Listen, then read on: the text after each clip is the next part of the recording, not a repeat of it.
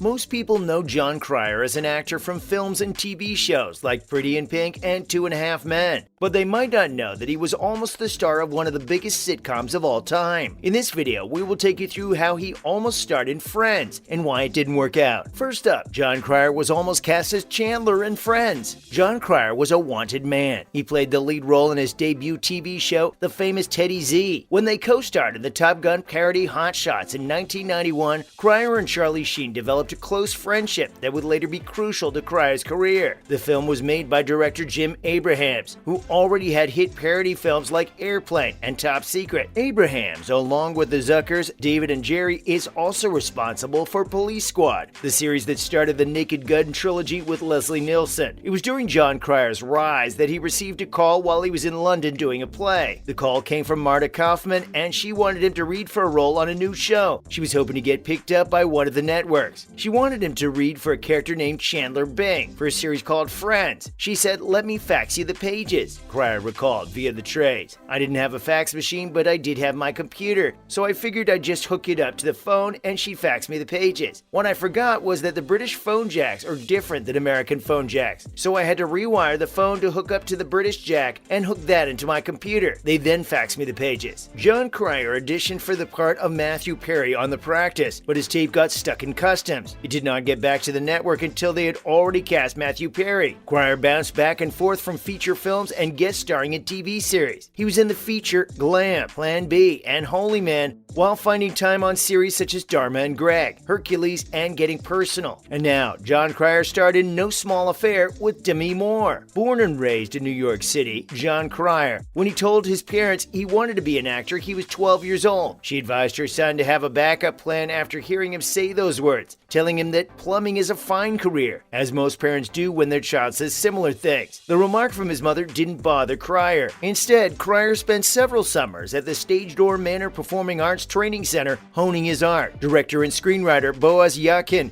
attended the Bronx High School of Science with Cryer. Jon Cryer decided to forego college after high school and move across the Atlantic to attend a summer program at the Royal Academy of Dramatic Art in London, England. When Jon Cryer took over from Matthew Broderick in the Broadway production of Torch Song Trilogy, his professional career officially began. Soon after, Cryer was cast as Broderick's backup and substitute in Brighton Beach Memoirs, Neil Simon's smash Broadway success. Cryer began by following in Broderick's footsteps. In the 1984 romantic comedy No Small Affair, Jon Cryer was paired up with Demi Moore for his first leading role. Before Cryer landed the part, the movie was scheduled to go into production. Still, Martin Ritt, the movie's director, had a heart attack, forcing the project to stop. When the movie finally resumed production, Cryer replaced the original actor, Matthew Broderick. No Small Affair was a conventional rom-com from the 1980s that got good reviews but wasn't enough to launch Cryer's career. Jon Cryer landed one job in 1985, OC and Stiggs, but it wasn't until 1986 that he truly broke out. Meanwhile, Jon Cryer is also in Pretty in Pink. This occurred in the 1986 romantic comedy Pretty in Pink, in which Cryer portrayed Ducky's alter ego, Philip F. Dale. When teenage ladies phone from around the world and leave giggly, hysterical messages on their mother's answering machines, you know you're onto something. There will undoubtedly be additional discussion of Ducky. After the release of Pretty in Pink, Cryer's life improved. In Morgan Stewart's Coming Home, he was cast as Morgan Stewart, the lead. He landed a role in Dudes and appeared in Superman 4, The Quest for Peace. But aside from Pretty in Pink, one of Jon Cryer's most well-known films was his top performance as Max Hauser in the underappreciated comedy Hiding Out. In the movie, Cryer's stockbroker Andrew Morensky is forced to flee from gangsters after promising to testify against them. To conceal his identity, he enrolls in the local high school while hiding out in his aunt's house. Furthermore, he also starred in 2.5 Men. Executives at CBS did not want Jon Cryer to play Alan Harper in 2.5 Men. Charlie Sheen, it seems, wielded some influence and insisted that Cryer be given the part. Cryer appeared in an audition for the Battlestar Galactica reboot's Gaius Baltar. At the same time, CBS fought over who would get the part. As luck would have it, James Callis received the part instead. CBS eventually caved and awarded Jon Cryer the part of Alan Harper. It turned out to be one of CBS's wisest decisions. An instant hit, 2.5 Men. With the comedy, Cryer and Sheen demonstrated their immediate chemistry. Jon Cryer received 7 Primetime Emmy nominations during the 12-season run of the show, winning twice. In addition, there was undoubtedly a significant financial gain. By the end of the popular sitcom, Jon Cryer was making $620,000 per episode. Next, Jon Cryer knew Charlie Sheen was having issues. Charlie Sheen's every move might end in trouble. Sadly, 2.5 Men was like that. If you ask Jon Cryer, it wasn't always this on set. Cryer told Entertainment Tonight he has pleasant recollections of working with Sheen early on. The keywords were early on. In the beginning, Charlie Sheen was fantastic, Cryer told E.T. We got along fine. He'd been sober for 2 years when we started the show, and it was vital to him to stay sober. First several years, the show ran nicely. Cryer gushed about how Sheen did live. He had it right out of the box, like it was in his DNA. It was joyful and confident, he remarked. It was a thrill for the first few years. Sadly, Sheen couldn't escape his issues. It wasn't an abrupt turn, but Cryer said it was foreseeable. When we noticed things were becoming stranger for him and his marriage split apart, he was still delightful to deal with. He showed up on time, knew his lines, and did the job. But turmoil was developing, Cryer warned. The small things grew. Cryer says Sheen had conflicts with writers. Cryer didn't understand why and told Sheen, this is the kind of joke you had no problem with a year and a half ago, and now it's an issue? But matters worsened when Sheen feuded with series co-creator Chuck Lorre. Next, Jon Cryer is Lex Luthor on Supergirl. Jon Cryer's career didn't end when 2.5 Men ran its final episode in 2015. On the contrary, his career has continued to flourish. Not only has Cryer continued to do excellent work guest starring on various TV series, NCIS, The Great Indoors, and The Ranch, but Jon Cryer also made a new name for himself playing one of DC Comics' biggest baddies of them all, Lex Luthor. Cryer was first seen as Luthor on the CBS CW series Supergirl. After the series moved over to the CW, Cryer continued to play Luthor on Supergirl, but also crossed over to the other DC CW series Batwoman, The Flash, DC Legends of Tomorrow, and Arrow. Jon Cryer is on social media, but is not as active as some movie stars. He does most of his business on Twitter and does not have an Instagram account. Cryer is not shy about delving into controversial topics. Finally, Molly Ringwald said Jon Cryer's Ducky was gay. The idea that Jon Cryer was gay persisted throughout his whole career. Cryer has a son with his first wife, with whom he has been married twice and is still married. But people assume this because of how he acts in real life and on TV. Not that he cares at all. When Out was interviewing her, Molly Ringwald, who co-starred with Cryer in the movie Pretty in Pink, created a minor disturbance. Whether Ringwald believed Ducky, played by Cryer, was gay was brought up. She said to Out, Ducky doesn't know he's gay. Naturally, Cryer sees Ducky in a very different light than Ringwald does, and he has his interpretation of the character. She genuinely claimed that if one projected past the film, Ducky would have already been released. So according to Cryer's statement to The Inquisitor, I want to stand up for all the slightly effeminate dorks who are genuinely heterosexual. It's been interesting to see the career of Jon Cryer unfold. He started as a successful actor on a popular sitcom. Still, he took on new challenges and starred in a DC Comics television series as Lex Luthor. What's even more impressive is that he played the role of Luthor across multiple CW series. Thank you for watching. If you like this video, like and subscribe to our channel for more videos like this. And don't forget to leave a comment below letting us know what you think. We love hearing from you.